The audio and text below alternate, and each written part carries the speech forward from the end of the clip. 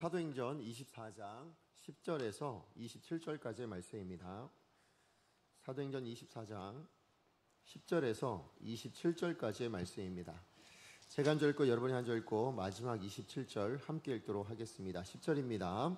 총독이 바울에게 머리로 표시하여 말하라 하니 그가 대답하되 당신이 여러 해 전부터 이 민족의 재판장 된 것을 내가 알고 내 사건에 대하여 기꺼이 변명하나이다. 당신이 아실 수 있는 바와 같이 내가 예루살렘에 예배하러 올라간 지 열이틀밖에 안 되었고 그들은 내가 성전에서 누구와 변론하는 것이나 회당 또는 시중에서 무리를 소동하게 하는 것을 보지 못하였으니 이제 나를 고발하는 모든 일에 대하여 그들이 능히 당신 앞에 내세울 것이 없나이다. 그러나 이것을 당신께 고백하리이다. 나는 그들이 이단이라 하는 도를 따라 조상이 하나님을 섬기고 율법과 선지자들의 글에 기록된 것을 다 믿으며 그들이 기다리는 바 하나님께 향한 소망을 나도 가졌으니 곧 의인과 악인의 부활이 있으리라 함이니이다. 이것으로 말미암아 나도 하나님과 사람에 대하여 항상 양심에 거리낌이 없기를 힘쓰나이다. 여러 해 만에 내가 내 민족을 구제할 것과 재물을 가지고 와서 드리는 중에 내가 결례를 행하였고 모임도 없고 소동도 없이 성전에 있는 것을 그들이 보았나이다. 그러나 아시아로부터는 어떤 유대인들이 있었으니 그들이 만일 나를 반대할 사건이 있으면 마땅히 당신 앞에 와서 고발하였을 것이요 그렇지 않으면 이 사람들이 내가 공회 앞에 섰을 때 무슨 옳지 않은 것을 보았는가 말하라 하소서. 오직 내가 그들 가운데 서서 외치기를 내가 죽은 자의 부활에 대하여 오늘 너희 앞에 신문을 받는다고 한 이 한 소리만 있을 따름이니이다 하니 벨릭스가 이 도에 관한 것을 더 자세히 아는 거로 연기하여 이르되 천부장 루시아가 내려오거든 너희를 처결하리라 하고 백부장에게 명하여 바울을 지키되 자유를 주고 그의 친구들이 그를 돌보아 주는 것을 금하지 말라 하니라. 수일 후에 벨릭스가 그 안에 유대 여자 드루실라와 함께 와서 바울을 불러 그리스도 예수 믿는 도를 듣거늘 바울이 의와 절제와 장차오는 심판을 강론하니 벨릭스가 두려워하여 대답하되 지금은 가라 내가 틈이 있으면 너를 부르리라 하고 동시에 또 바울에게서 돈을 받을까 바라는 고로 더 자주 불러 같이 이야기하더라. 이태가 지난 후 보르기오 베스토가 벨릭스의 소임을 이어받으니 벨릭스가 유대인의 마음을 얻고자 하여 바울을 구류하여 두니라.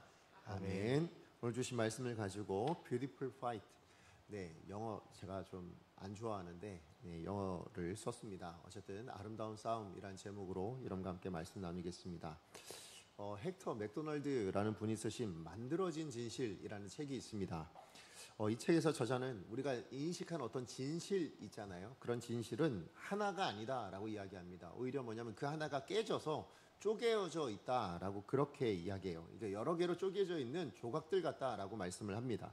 그래서 우리는 그 쪼개어진 진실 중에 일부만을 선택해서 우리의 목적, 그러니까 자기의 어떤 목적이나 의도에 가장 유용한 그것들만 전달을 한다라고 이야기를 하는 거죠.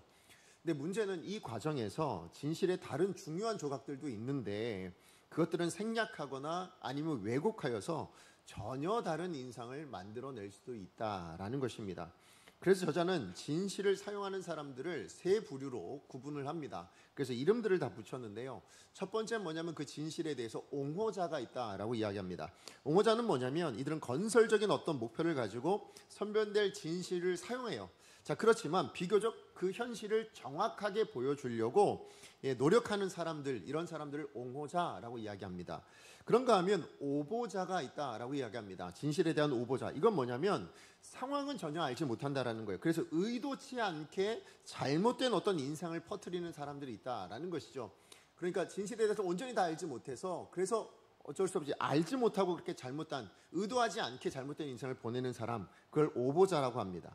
마지막으로 이제 오도자가 있다라고 이야기를 해요. 자, 이 사람들은 어떤 사람이냐면 자기의 목적을 위해서 진실을 의도적으로 선별을 하는 겁니다.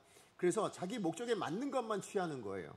그리고 나서는 그것을 조작해서 실제와는 다른 어떤 거짓된 인식을 만들어내는 사람, 진실을 가지고도 그렇게 만들어낼 수 있다라는 것이죠. 이렇게 사용하는 사람들을 오보자라고 이야기를 합니다.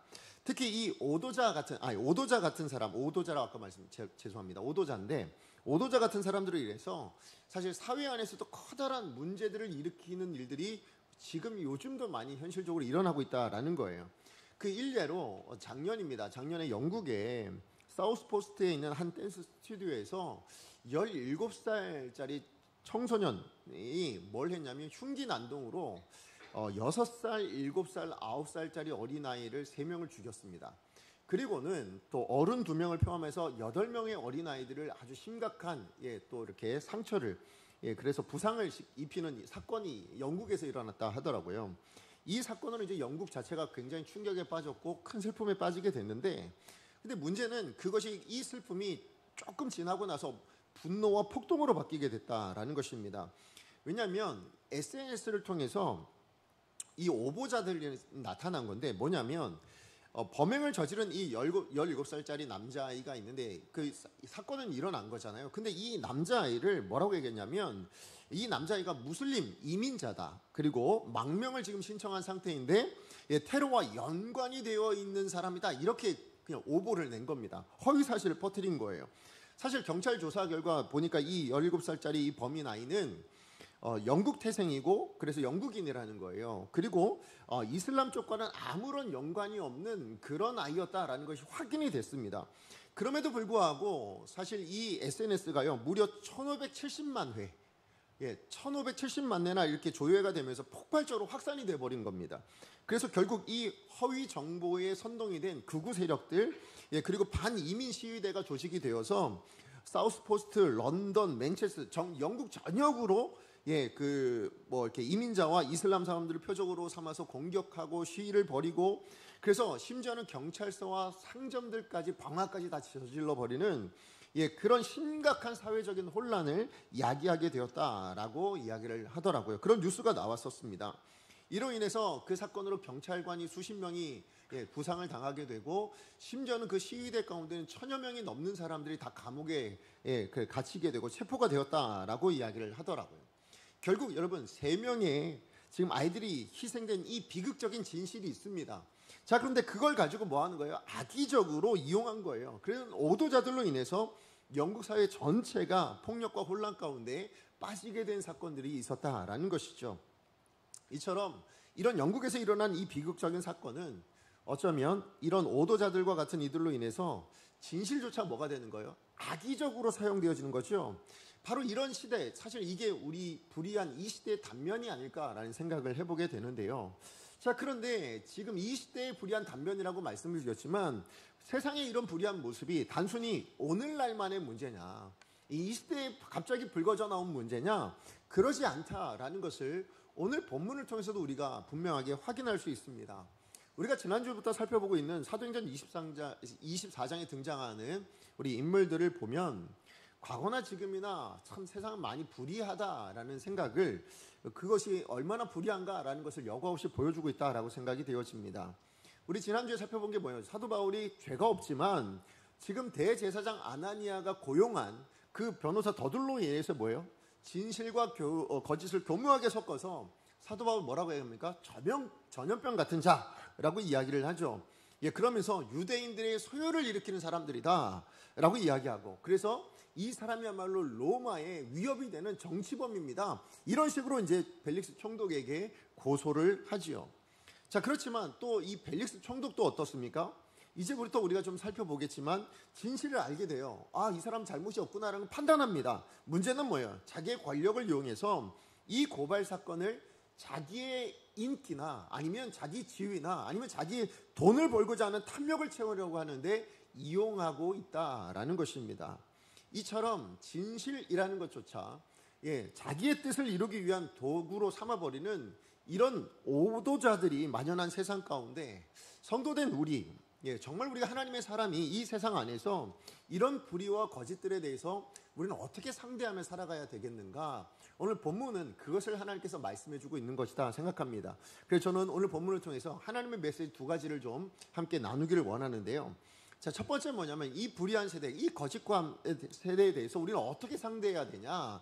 첫 번째는 예수님을 닮아가는 거룩한 삶에 집중해야 된다라는 것입니다. 오늘 본문의 대제사장 아나니아가 고용했던 이 변호사 더둘로가 지금 고발을 했는데 그에 대한 사도 바울의 변론이 오늘 전체 본문의 내용이에요. 대제사장 무리에게 고용된 이 변호사 더둘로는 어쨌든 의뢰인의 요구가 있었잖아요. 뭐예요? 사도 바울을 사형식 받아야 된다. 어떻게 해서든 사형시켜야 된다. 사형 선고 받도록 해라. 이걸 의뢰받지 않았습니까? 그래서 그 사형을 끌어내려고 굉장히 애를 쓰죠. 그래서 뭐예요? 로마 제국의 실적법을 어기고 가는 곳곳마다 뭐 폭동을 일으키고 소유를 일으키고 그런 걸 획책해 나가는 어떤 정치범, 이런 식으로 지금 굉장히 오도되게 고발을 하고 있는 거죠. 자, 그래서 이 고발 내용이 어떤 거였습니까? 세 가지가 있었는데 우리 지난주에 살펴봤듯이 첫 번째가 유대인들을 소유하기는 잘했다, 이 얘기가 있었고요. 두 번째는 나사렛 이단의 우두머리다 라고 이야기를 했었고, 그리고 마지막이 이제 성전을 더럽히는 자였습니다. 이 세 가지 고소를 해요. 그러면서 이 세 가지를 일으키는 이 사람이야말로 이 사회의 전염병 같은 존재입니다. 이렇게 이제 고소를 하게 되어진 것이죠. 이에 대해서 지금 사도 바울이 더둘로가 했던 이 세 가지 죄목에 대해서 아주 조목조목 반박을 하고 이제 변론을 하게 되어지는데, 가장 먼저 한 게 뭐냐면 이 소유하게 하는 자라는 부분에 대해서 변론을 해요. 자, 그런데 뭐라고 변론하냐? 우리가 읽었듯이 11절부터 13절까지 그 내용이 나오는데 뭘 얘기하냐면, 사도 바울은 제가 예루살렘에 도착한 것은 12일밖에 되지 않았습니다. 지금 이 얘기를 해요. 고작 12일밖에 되지 않았다는 걸 강조합니다. 게다가 18절 말씀에 보시면 뭐라고 얘기하냐면, 그 12일 중에도 7일 동안은 뭘 했냐면 결례를 행했다라고 이야기를 합니다. 그러니까 정결 의식을 하는데 사용했다. 그래서 제가 아무것도 할 수 없는 상황이었습니다. 이걸 분명하게 밝혀요. 그러면서 뭘 얘기하냐면, 아니 소유하게 한다고요? 제가 뭐 이렇게 소요를 일으키고 폭동을 일으키고 그런 걸 획책했다고요? 근데 생각해 보세요. 12일도 채 되지 않는 이 짧은 기간에 로마 제국의 평화를 위협하고 어떤 폭동이나 소요를 획책하는 게 가능하겠습니까? 이걸 묻고 있는 거예요. 이게 불가능한 얘기지 않습니까? 생각해봐도 아시지 않겠습니까? 이렇게 지금 변론을 하고 있는 것입니다. 그 다음에 이제 두 번째 고소 제목에 대해서 이제 변론하는데, 그게 14절에서 16절까지의 말씀에 나오는데, 그게 뭐예요? 나사렛 이단이라의 우두머리다라는 그 죄에 대한 이야기입니다. 자, 이걸 변론하는데 뭐라고 얘기하냐면, 사도 바울은 지금 더둘로가 이단이라고 말하는 종교, 이거는 새로 만들어진 종교가 아닙니다 라는 걸 강조합니다. 무슨 얘기냐? 믿는 하나님, 그 하나님은 유대인들과 동일한 하나님을 우리가 믿고 있습니다. 그 얘기를 하고요. 뿐만 아니라 유대인들과 동일한 구약의 말씀을 믿고 있고, 또 유대인들이 소망하는 그 부활을 동일하게 소망하는 사람들이다 라는 것을 말씀합니다. 그러면서 만약에 지금 무슨 얘기하는 거냐면, 내가 이단이라면, 여기 이 이단이라고 얘기하는 이 사람들이 다 이단이라면 그럼 유대인들도 다 이단인 거 아닙니까? 지금 그 얘기하는 거예요. 동일한 하나님을 믿고 동일한 율법을 믿고 동일한 소망을 가지고 있는 사람들을 이단이라고 이야기한다면 그러면 유대인들도 다 이단이라고 말해야 되는 겁니다. 이렇게 변론을 하고 있는 거죠. 다만 한 가지 차이점에 대해서는 분명히 이야기합니다. 그게 뭐예요? 구약의 유대인들이 바랬던 그 소망의 내용이 뭐냐? 그 소망이 바로 부활인데, 그 부활이 예수 그리스도로 말미암아 이루어졌다라는 것을 내가 증거했다. 그거는 그게 차이가 있을 뿐 다른 어떤 차이가 전혀 없습니다. 유대인들과는 그 이야기로 자신의 이제 무죄를 증명하고 있습니다. 자, 그런가 하면 마지막으로 이제 세 번째 제목을 이제 변증하는데, 그게 뭐예요? 성전을 더럽혔다라는 제목이었습니다. 자, 그것에 대한 18절에 이제 그 변론이 나오고 있는데 뭐냐면, 내가 성전에 있을 때 아무 소요하지 않았다는 거예요. 그래서 그 아무런 소요가 일어나지 않았다라는 건 지금 이 자리에 있는 지금 대제사장이나 장로들이나 누구나 다 알고 있다라는 것입니다. 그래서 사도 바울이 성전에서 한 일은 뭐냐? 딱 하나밖에 없었다라는 거예요. 그게 뭐냐면 죽은 자의 부활을 외쳤다. 나도 죽은 자의, 나는 바리새인이고 그래서 나도 죽은 자의 부활에 대해서 믿는다. 그거 말한 것 외에는, 그거 외친 것 외에는 다른 일을 한 적이 없습니다. 문제는 지금 이 자리에 있는 사람들이 아니라 지금 이 자리에 없는 아시아에서 온 어떤 유대인들이 있었는데, 그 유대인들이 지금 뭐라고 얘기했는가? 유대인들에게 선동을 해가지고 다른 예루살렘에 있는 유대인들을 선동해서 이 사도 바울이 이방인을 성전 안으로 끌어들였다. 그래서 이 성전을 모독하고 더럽혔다. 이렇게 선동을 한 겁니다. 그러면서 이제 뭘 얘기하냐? 만약에 그 아시아에서 온 유대인들이 그래서 내가 그런 잘못을 했다고 한다면 지금 이 법정에 그 사람들이 왔어야 합니다. 그 사람들이 와서 이런 잘못을 해서 이만한 죄를 저질렀습니다 라고 증언했어야 되고 고발했어야 되는데 이 자리에 그 사람들이 오지도 않았습니다. 그 얘기를 하는 겁니다. 그러면서 무슨 얘기하냐면 이 자리에 있는 그러면 유대인들 아니면 대제사장 아니면 장로들 지금 내가 어떤 잘못을 했는지에 대해서 한번 증언해보라고 한번 얘기해보라고 벨리스 총론이 한번 얘기해 주시죠. 이렇게 당당하게 요구까지 하게 되어집니다. 사도 바울의 이 같은 변증은 지금 당대의 황금의 입이라고 이야기했던 더둘로가 자신을 고소하고 있는 내용, 이 내용들과 한번 비교해 보시면 여러분이 한번 쭉 비교해 보시면 조금 다르다라는 느낌을 이렇게 받게 되실 겁니다. 뭐냐면 저도 이제 설교 준비하면서 이 말씀 묵상하면서 지금 달변가였던 이 더둘로, 그죠? 웅변가였고 그 다음에 변호사였던 이 더둘로는 자기가 목적한 바가 있었어요. 뭐예요? 사도 바울을 사형시켜야 된다라는 거죠. 자, 그 사형 선고가 내려지게 하기 위해서 뭐예요? 진실 더하기 거짓. 그죠? 아까 말씀드렸듯이 오도자가 되기로 결정한 겁니다. 그래서 뭐 합니까? 교묘하게 진실도 있지만 거기에 거짓까지 섞어서 뭐 하는 거예요? 그래서 사도 바울에게 불리하게 해석해서 전달을 해줍니다.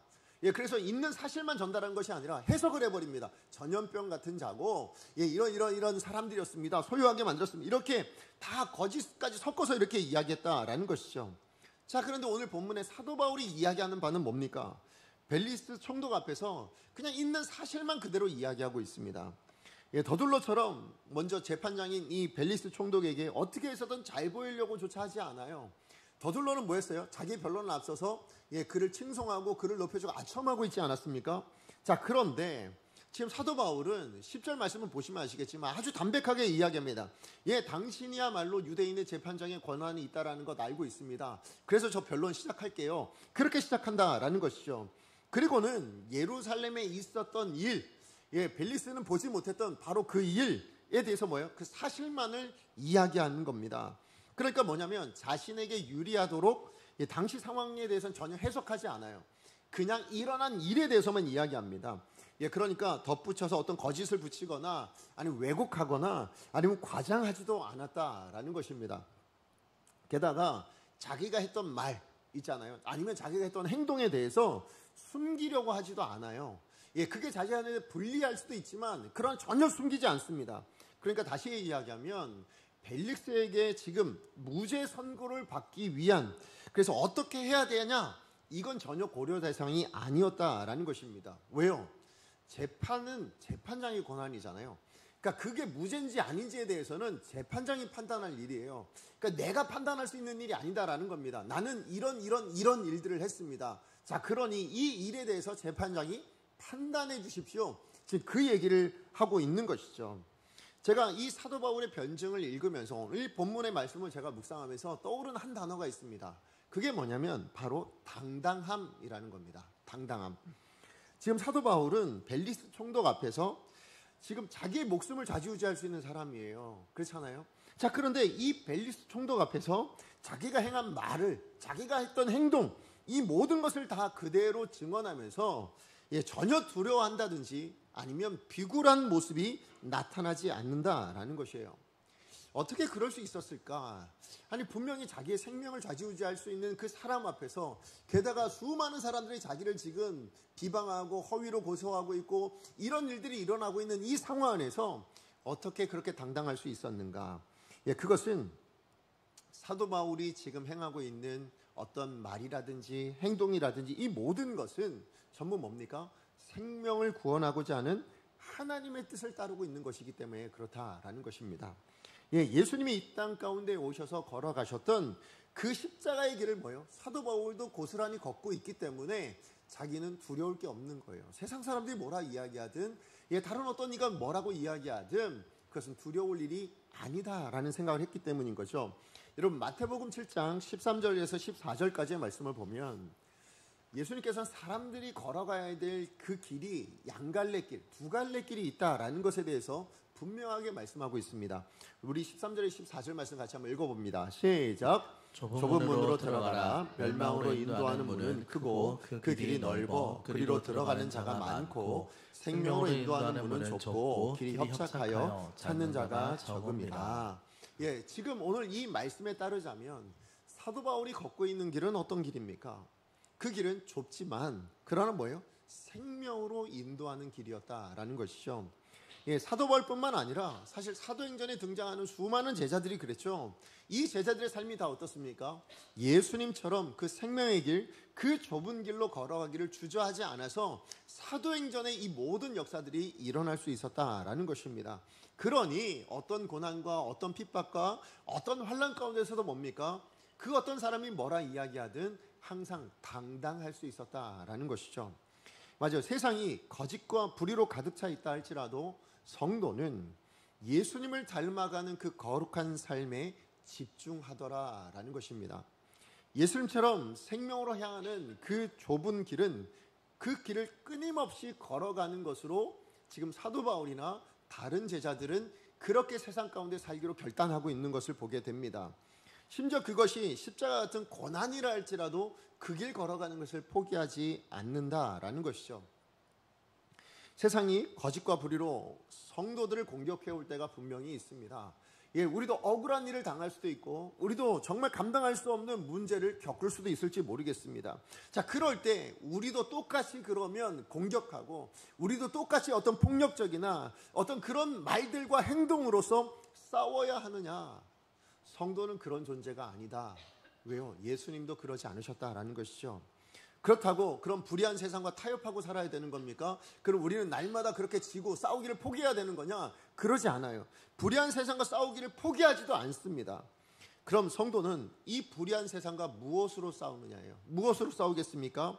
그것이 바로 지금껏 살아왔던 예수님을 따르는 삶, 세상과 구별된 거룩한 삶, 바로 그 삶으로 싸우더라라는 것입니다. 세상이 날 공격해 올 때요, 저는 맞아요. 내가 거룩한 삶을 살다가 공격을 당한다면 그렇다면 나는 거룩한 삶을 끝까지 살겠다라는 거예요.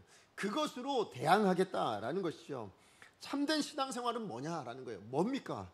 생명으로 향하는 이 좁은 길을 걸어가면서 멸망으로 나가는 그 넓은 길을 이겨내는 게 신앙생활 아닌가요? 그렇죠? 이 멸망으로 가는 길, 그것과 싸워서 무엇으로 싸우냐는 거예요. 무엇으로 싸웁니까? 말로 싸웁니까? 행동으로 싸웁니까? 아니요. 좁은 길로 걸어가는 삶을 통해서 싸운다라는 거죠. 생명으로 향하는 좁은 길로 걸어가도록 역사하는 게 뭐예요? 그게 십자가의 능력이잖아요. 그게 성령의 능력이다라는 것입니다. 게리 토마스라는 분이 쓰신 거룩이 능력이다라는 책이 있어요. 저 책입니다. 혹시 한번 읽어보신 분들이 계실지 모르겠지만 저 책에 보면 메시지가 있어요. 뭐라고 하냐면 거룩을 정의하는데, 거룩이란 뭐냐? 하지 않아야 할 일의 목록을 만드는 것이 아니라 넘치도록 쏟아지는 영광의 물벼락에 흠뻑 잠겨 열정적으로 그리스도를 닮아가는 일이다 라고 이야기를 합니다. 자, 거룩이란 뭐라고요? 예수님을, 한마디로 얘기하면 뭐예요? 예수님 닮아가는 게 거룩이래요. 뭘 안 하고 이거 안 하고 저거 안 하고 이런 죄 안 짓고 저런 죄 안 짓고, 그게 거룩이 아니고요. 성경이 말씀하시는 진짜 거룩은 뭐냐? 하나님이 기대하시는 진정한 거룩은 뭐냐라고 했을 때 그건 예수를 닮아가는 삶이야말로, 예수를 닮아가는 그 모습이야말로 진짜 거룩이다라는 것이죠. 그래서 성도는 그 예수님을 닮은 삶으로 세상과 맞서는 사람들이라고 이야기를 합니다. 그래서 여러분, 저 책에 지금 보이시는지 모르겠지만 저건 한글로 번역을 지금 거룩의 능력이다라고 얘기했는데요. 저 책은 원래 영어 제목이 있을 거잖아요. 원제가 있을 거잖아요. 저 책의 원제가 뭐냐면 오늘 이 말씀의 제목인 Beautiful Fight입니다. 뭘 얘기하고 싶은지 아시겠죠? 거룩의 능력이래요. 어떤 능력이냐? 세상과 싸워 이길 수 있는 능력이라는 거예요. 세상과 싸울 수 있는 도구고 무기가 되는 것은, 성도의 무기는 무엇이냐? 말이 아니라는 거예요. 어떤 폭력적인 행동이 아니라는 겁니다. 세상 사람과 똑같이 맞서고 하는 것, 그게 성도의 능력이 아니고요. 성도가 세상을 맞서서 이길 수 있는 하나님이 허락하신 능력은 뭐냐라고 했을 때 구별된 삶이다라는 거예요. 예수님을 닮아가는 삶이야말로 진짜 성도의 능력이다라는 것이죠. 그러므로 기억하셨으면 좋겠습니다. 성도는 예수님이 걸어가시는 그 좁은 길, 그 십자가의 길을 걸어가며 예수님을 닮은 그 거룩한 삶으로 세상과 싸워가는 사람들입니다. 우리가 말로 아니면 어떤 폭력적인 어떤 행동이 아니에요. 내가 예수님 닮아가는 삶을 살아내면 살아낼수록 그것이 세상을 이기는 능력이 된다라는 것이죠. 이와 같은 거룩한 삶이야말로 뭐라고요? 세상에서 당당하게 살아낼 수 있는 성도의 능력임을 여러분 믿으시기 바랍니다. 그러므로 무엇에 집중하셔야 된다고요? 거룩한 삶, 예수님을 닮아가는 그 거룩한 삶에 집중하는 저와 여러분, 이 악한 불의한 세상 가운데 그것이 우리의 능력됨을 믿고 거기에 집중하는 저와 여러분의 삶이 되기를 간절히 축복합니다. 자, 그런가 하면 불의와 거짓에 대해서 성도는 어떻게 상대해야 되는가? 두 번째는 뭐냐면 사명에 집중해야 된다라는 것입니다. 오늘 본문의 사도 바울의 변증을 다 들은 지금 대제사장 아나니아뿐만 아니라 장로들 아니면 지금 웅변가인 더둘로까지 그 재판장에 있는 어떤 사람도 사도 바울의 변증에 대해서 한마디도 반박을 못합니다. 그죠? 오늘 본문 읽어보셔서 아시겠지만 거기 있는 어떤 사람도 사도 바울이 이야기했던 것에 대해서 그건 그렇지 않습니다. 이건 틀렸습니다. 지금 거짓말을 이야기하고 있는 겁니다. 이런 식의 반박이 나오질 않아요. 그냥 침묵하고 있는 것을 보게 됩니다. 왜 그렇습니까? 사도 바울이 해석한 것이 없거든요. 사도 바울이 지금 어떤 곡해하거나 아니면 자기에게 유리하게 뭔가를 더 이렇게 덧붙여서 말한 것이 없어요. 뭐만 얘기했어요? 있는 사실만 이야기했어요.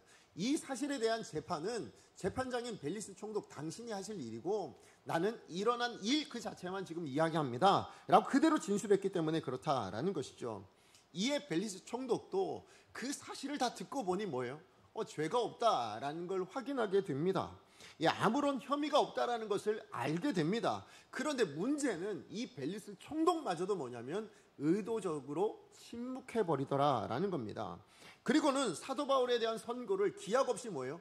미뤄버렸다라는 거예요. 당으로 미뤄버리는 일이 일어난 거죠. 그 이유가 뭐냐? 무엇 때문에 그랬을까요?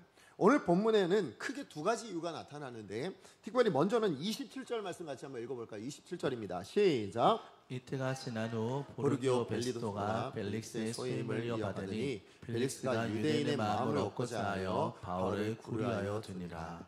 왜 사도 바울을 선고 내리지 않고 무죄 석방하지 않고 2년 동안 구류해 뒀는가? 2년 동안 가이사랴 그 감옥 가운데 가둬뒀는가? 이유는 하나예요. 뭡니까? 유대인의 마음을 얻고자 했다라는 거예요. 왜요? 이 유대인들이 바울을 싫어하는 건 분명하다는 거죠. 자, 그런데 이 유대인들이 여러분 특별히 이 대제사장이나 아니면 그 유력했던 장로들은 뭐예요? 이 벨릭스에게 뇌물을 바쳤단 말이에요. 로마 당국에 뇌물을 바치던 자기에게 많은 돈을 주고 그래서 자기에게 잘 보이는 사람들이었단 말이죠. 이 사람들의 마음을 잃어버리고 싶지 않았던 거예요. 이 사람들에 대한 자기에 대한 신임을 잃어버리지 않기를 원했던 거죠. 그러므로 유대인들이 사도 바울을 싫어하니 그러면 그냥 죄가 없지만 뭐예요? 구류해 두는 겁니다. 가둬두는 거죠. 그래서 기한 없이 그냥 구류해 두었다라는 것이죠. 만약에 지금 여기 후임이었던 베스토가 3년이 됐든 4년이 됐든 그 이후에 왔다면 어떻게 됐을까요? 똑같이 3년 4년이 됐을 거예요. 그때 동안 계속 감옥에 갇혀 있었을 겁니다. 자, 그러니 기한 없이 그야말로 지금 이 벨릭스는 유대인들의 마음 때문에 뭐예요? 그거 얻기 위해서 그렇게 했다라는 것이죠. 그런가 하면 또 다른 이유가 26절에 나와요. 26절 같이 한번 읽어보겠습니다. 시작. 동시에 또 바울에게서 돈을 받을까 바라는 거로 더 자주 불러 같이 이야기하더라. 지금 벨릭스가 뭘 원했어요? 자기 지위를 이용해서 바울에게 돈을 얻고자 했다라는 것이죠. 사실 벨릭스는 엄청난 부를 이미 축적한 사람입니다. 제가 말씀드렸지만 자기 지위를 이용해서 수많은 뇌물들을 받고 부를 축적하기 위해서 정말 애썼던 사람입니다. 자, 그럼에도 불구하고 이 가난한 전도자 이 사도 바울에게 뭘 기대하고 있다고요? 뇌물 기대한 거예요. 만약에 사도 바울이 뇌물을 줬다면 어떻게 됐을까요? 유대인들의 마음이 거쳐고 일단 뇌물 받았으니까 풀려났을지 몰라요. 그러나 지금 이 뇌물을 기대하며 돈에 대한 자신의 탐욕을 드러내고 있는 사람이 바로 벨릭스였다라는 것이죠. 결국 벨릭스의 모습을 통해서 우리가 확인하는 건 뭡니까? 사람들에 대한 어떤 인기 아니면 돈에 대한 어떤 탐욕, 이것으로 인해서 총독이라는 사명이요, 재판장이라는 자신의 사명을 망각해버렸다라는 거예요. 그 사명에 집중하지 못하고 그 사명을 감당하지 못하고 오히려 사명 대신에 뭐요? 돈, 사명 대신에 사람들의 인기, 여기에 더 마음을 빼앗겨 있다라는 것이죠. 달리 얘기하면 자신의 사명을 망각해버리니까 뭐예요? 세상의 불의와 타협하고 세상의 가치를 추구하는 인생이 되고 많은 벨릭스의 모습을 우리가 확인할 수 있다라는 것이죠. 그런데 이런 벨릭스를 보면서 사실 제가 좀 두려운 마음을 가지고 이 부분을 다시 한번 꼭 짚어야 되겠다고 생각한 부분이 있습니다. 그게 뭐냐면 지금 이 벨릭스가 복음을 듣지 못해서, 아니면 복음을 몰라서, 아니면 복음에 관심이 없어서 그렇게 살았던 인물이냐, 그러지 않다라는 걸 분명히 우리 알 수 있습니다. 자, 우리 22절 말씀 같이 한번 읽어볼까요? 시작. 벨릭스가 이 도에 관한 것을 더 자세히 아는 고로 연기하여 이르되 천보장 루시아가 내려오거든 너희를 처결하리라 하고. 벨릭스는 뭐예요? 복음을 이미 알고 있었대요. 그것도 뭐예요? 지금 사도 바울이 이야기한 정도보다 더 자세히 알고 있는 사람, 그게 누구였다고요? 벨릭스였다라고 분명히 성경이 이야기하고 있습니다. 게다가 24절 말씀에 보면 뭐라고 얘기해요? 복음에 대해서 더, 이 도에 대해서 더 알고자 해서 뭡니까? 사도 바울을 불러서 그리스도 예수의 도를 직접 더 들었다고 이야기하고 있습니다. 심지어 사도 바울이 전했던 그 복음을 듣고 그 10년 가운데 복음의 역사도 일어났어요. 자, 우리 25절 말씀 같이 한번 읽어볼까요? 시작. 바울이 의와 절체와 장차오는 심판을 강론하니 벨릭스가 두려워하여 대답하되 지금은 가라. 내가 틈이 있으면 너를 부르리라 하고. 지금 바울의 입에서 나온 그 복음의 내용 가운데 뭐예요? 의와, 이건 뭐예요? 하나님과 관계잖아요. 절제는 뭡니까? 그러므로 세상에서 구별된 삶에 대한 이야기. 그리고 장차오는 심판은 뭡니까? 그로 말미암아 우리 인생의 끝이 어딜 향해 가는지, 그 끝에 무엇이 있는지에 대한 분명한 이야기를, 메시지를 전했어요. 자, 이 메시지를 듣고 나니까 뭡니까? 그의 가슴이 흔들렸다라는 거예요. 그래서 뭐예요? 그 말씀을 듣고 두려워지기 시작했노라고. 말씀이 그 심령에 역사하기 시작했다라는 것을 분명하게 보여주고 있습니다. 지금 내가 살아가고 있었던, 지금까지 살아왔던 인생, 그리고 앞으로 내가 추구하고 있었던 그 인생의 끝이 어떻게 될 것인가에 대해서 깨닫게 되었다라는 거죠. 아, 내가 이렇게 살다간 내가 진짜 심판받고 결국 영원한 멸망에 떨어질 수밖에 없네 라는 걸 알게 되니까 뭐예요? 두려워질 수밖에 없었다라는 것입니다. 문제는 뭐예요? 벨릭스는 그렇게 복음의 도전을 받았지만 결단하지 못했다라는 거예요. 지금까지 걸어왔던 멸망으로 향하는 그 넓은 길을 걸어왔는데요, 거기서 떠나서 좁은 문으로 향하지 못했다라는 것, 돌이키지 못했다라는 것을 이야기하고 있는 거죠. 마음은 있었습니다. 두려웠으니까요. 복음이 역사했으니까요. 문제는 결단을 하지 못했다라는 것이죠. 그래서 뭐라고 이야기합니까? 지금은 가라. 내가 틈이 있으면 너를 부르리라. 네, 무슨 얘기예요? 여러분, 이거 넓은 길 걸어가는 사람의 대부분의 공통점이에요. 좁은 길을 몰라서 그 길 걸어가는 게 아니라, 뭐라고 얘기하는 거예요? 언젠가 나도 기회가 되면 잘 믿고 싶다. 언젠가 나도 기회가 되면 기도하고 싶다. 나도 언젠가 기회가 되면 말씀 읽고 싶다. 나도 언젠가 기회가 되면 신앙생활 잘하고 싶습니다 라고 이야기해요. 헌신도 하고 싶고요, 남도 도와주고 싶고요, 언젠가라고 이야기하죠. 그러면서 결단하지 못하는 겁니다. 그 넓은 길을 포기하지 못하더라라는 것이죠. 그런데 문제는 뭘까요? 그 언젠가가 오지 않을 수 있다라는 거예요. 그죠? 영원히 오지 않을 수 있다라는 겁니다. 여러분, 역사가에 의하면 이 벨릭스가 그의 아내 드루실라와 함께 로마 제국으로 이제 돌아가요.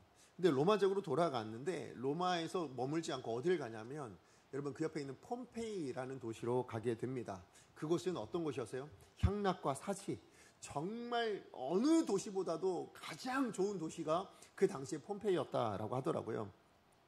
뭐예요? 끝까지 넓은 길로 걸어가기를 이 벨릭스는 포기하지 않았다라는 것이죠. 근데 아시죠?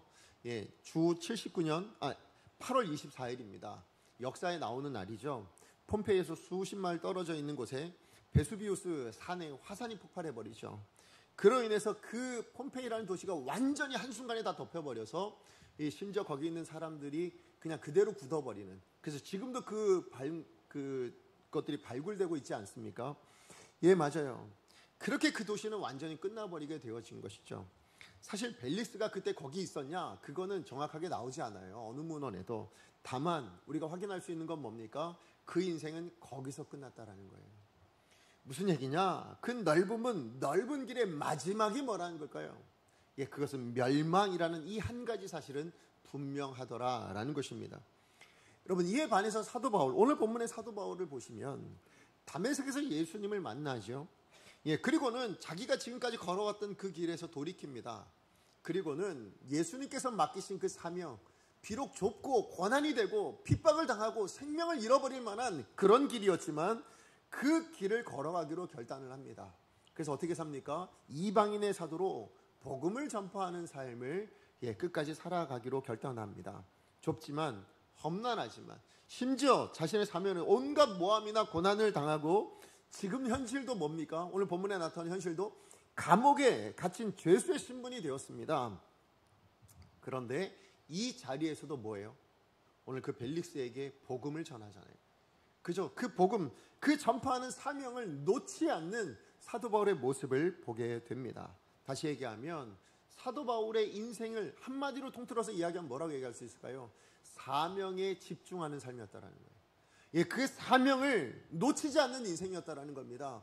그 어느 자리에서든 이 사명을 지켜내겠노라, 그 사명에 한결같이 한 마음을 가지고 감당하는 사람, 그게 사도 바울이었다라는 것이죠. 그렇기 때문에 사도 바울은 자신이 행한 일에 대해서는 뭐예요? 언제나 누구 앞에서나 당당할 수 있었다라는 거예요. 사람들이 죄인이라 여길 수 있고 돌을 던지고 자기를 죽일 수 있을지 몰라도, 나를 나무랄 수 있고 아니면 뭘 할 수 있고 화를 낼 수 있을지 몰라도, 그러나 그 사람들 앞에서 사도 바울은 언제나 당당했습니다. 왜 그랬을까? 그것은 내 인생의 재판장은 지금 당장에 내 생명을 좌지우지할 수 있는 건 눈앞에 보이는 벨릭스이겠지만, 그러나 내 인생의 궁극적인 진정한 재판장은 누구이실까요? 내게 그 사명을 맡기신 하나님이신 것을 알았기 때문에 그렇다라는 것이죠. 디모데후서 우리 4장 8절 말씀 같이 한번 읽어보겠습니다. 시작. 이제 후로는 나를 위하여 의의 면류관이 예비되었으므로 주고 들어오신 재판장이 그날에 내게 주실 것이며 내게만 아니라 주의 나타나심을 사모하는 모든 자에게 되리라. 지금 사도 바울의 고백이 뭐예요? 하나님이야말로 의로우신 재판장이시라는 겁니다. 하나님은 그냥 재판장이 아니고요, 세상의 어떤 그냥 재판장이 아니라 의로 심판하실, 정말 공의로 심판하실 바로 그 의로운 재판장이심을 분명하게 선포하는 거죠. 그래서 지금 내 육신의 생명은 이 앞에 있는 벨릭스가, 이 총독이 좌지우지할 수 있을지 모르겠지만, 그러나 최종적으로 내 인생 전체에 대한 재판장은 오직 하나님 앞에서 재판받게 되어질 것이고, 그 하나님만이 재판이시기 때문에 자신은 하나님 앞에 섰을 때 그 받을 상급을 위해서 뭐예요? 사명을 포기하지 않습니다. 사명에 집중하는 삶을 살기로 결단하고 그 삶을 끝까지 걸어가고 있었던 것이죠. 맞아요. 하나님 앞에서 부끄럽지 않는 삶이라면, 여러분, 그러면 세상 앞에서, 사람 앞에서 당당하겠죠. 그래서 우리가 하나님 앞에서 당당한 삶이었죠. 하나님 앞에서 부끄럽지 않은 삶이라면 세상 앞에서는 당연히 당당할 수밖에 없다라는 것입니다. 그러므로 하나님이 맡기신 사명에 집중하는 삶, 하나님이 기뻐하시는 삶, 하나님이 원하시는 삶에 집중하여 살아가는 사람이야말로 뭐예요? 이 불의한 세상에서 구별된 성도로 당당하게 살아낼 수 있는 성도의 능력임을 여러분 믿으시기 바랍니다. 말씀의 결론을 맺습니다.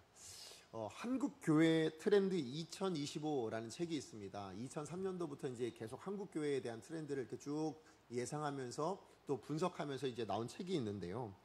2025년도 책에 우리 작년 제가 연말에 이 책을 하나 사서 이제 저도 한번 연구를 해봤는데, 그 책에 보니까 교회 세속화에 대한 주제 10가지 중에 하나를 이제 짚었어요.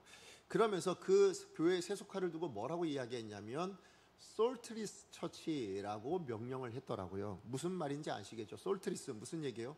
맛을 잃었다라는 거예요. 맛을 잃은 소금과 같은 교회라는 그런 의미를 부여하고 있었습니다.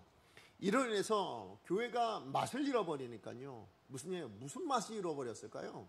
교회가 사역을 안 하는 겁니까? 교회가 예배를 안 드립니까? 아니요, 어느 교회든 예배를 드리고 어느 교회를 가든 섬기고 어느 교회를 가든 우리가 이렇게 사역들을 다 하지만 뭘 잃어버려요? 거룩을 잃어버린 겁니다. 하나님께서 맡기신 그 사명, 하나님 기뻐하시는 그 삶의 모습, 이런 것들을 교회가 다 잃어버렸다는 걸, 그걸 뭐라고 표현합니까? 맛을 잃어버렸다라고 얘기해요. 소금의 모양은 있어요, 맛이 없어요. 우리가 성도라고 이야기하는 모양은 있어요. 그런데 거룩이 없어요. 우리 삶에 거룩이 없어진 거예요. 그로 인해서 수많은 성도들이 교회를 떠나고 있고 심지어 세상 사람들도 교회에 대한 기대를 잃어버렸다라고 그렇게 분석을 해놓는 것을 보게 되었습니다. 어떻게 해야 교회와 성도됨의 맛을 회복하는 것일까? 어떻게 해야 그 맛을 회복할 수 있을까요? 여러 가지 방안이 있겠지만 저는 앞서 말씀드렸던 게리 토마스의 말처럼 하지 않아야 될 어떤 목록들을 만들어가는 게 맛을 회복하는 길이 아니라는 거죠. 예, 이거 안 해야 되고 저거 안 해야 되고 이런 불의한 거 하면 안 되고 저런 불의한 거 하면 안 돼요. 이게 목적이 아니어야 합니다. 그건 소극적인 거예요. 당연히 하지 않아야 되지만 그건 소극적인 것뿐일 거예요. 적극적으로 해야 될 것이 있다는 겁니다. 뭐예요? 사도 바울의 삶을 통해서 우리가 확인하는 바 성도다운 삶, 곧 예수님을 닮아가는 그 거룩을 회복할 때 그때 비로소 뭘까 될까요? 소금의 맛을, 모양만 있는 소금이 아니라 소금의 맛을 회복한 진짜 소금 같은 성도가 되어질 줄로 믿습니다. 뿐만 아니라 하나님께서 기뻐하시는 삶, 하나님께서 요구하시는 삶, 하나님이 원하시는, 하나님께서 맡기신 그 사명대로 살아가는 삶에 힘쓸 때, 다시 얘기하면 두 가지, 거룩과 사명에 집중할 때에 잃어버린 맛을 회복하게 되어지고 불의한 세상을 맞설 수 있는, 그죠? 아름답게 그 싸움을 감당할 수 있는 그런 능력을 얻게 되어질 줄로 믿습니다. 거룩과 사명의 삶은 분명 좁디 좁은 길이 될 겁니다. 고난이 되고 힘든 길이 되어질 수도 있을지 모르겠습니다. 다른 사람들, 세상 사람들 볼 때는 손가락질 받을 만하고 아니면 조롱당할 만한 그런 길일 수도 있습니다. 그러나 그 끝은 기억하십시오. 멸망이 아닙니다.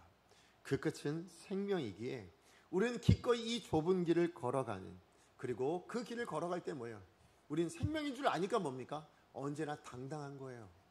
세상 사람들이 걸어가는, 우리를 조롱할 때 그들이 걷고 있는 그 길은 멸망으로 향하는 길인 건 우리는 알잖아요. 안타깝게 바라볼 것이고, 우리가 걸어가는 길은 고난스럽고 지금은 좀 누군가 뭐라 하는 길이 될 수 있고 내가 좀 힘든 길이 될 수 있을지라도 우리는 언제나 당당하게 걸어갈 수 있는 그 성도의 당당함이 우리에게 있어야 될 줄로 믿습니다. 그러므로 거룩과 사명에 집중하여서 그런 삶으로 우리가 세상과 맞서는 이 시대의 소금과 빛이 되시는 하나님의 사람으로 한 주간 승리하시는 저와 여러분 되어지기를 간절히 축복합니다. 우리 말씀 기억하면서 함께 찬양하기 원합니다. 오늘 우리가 함께 부를 찬양은 주님 다시 오실 때까지 우리 같이 한번 찬양하도록 하겠습니다.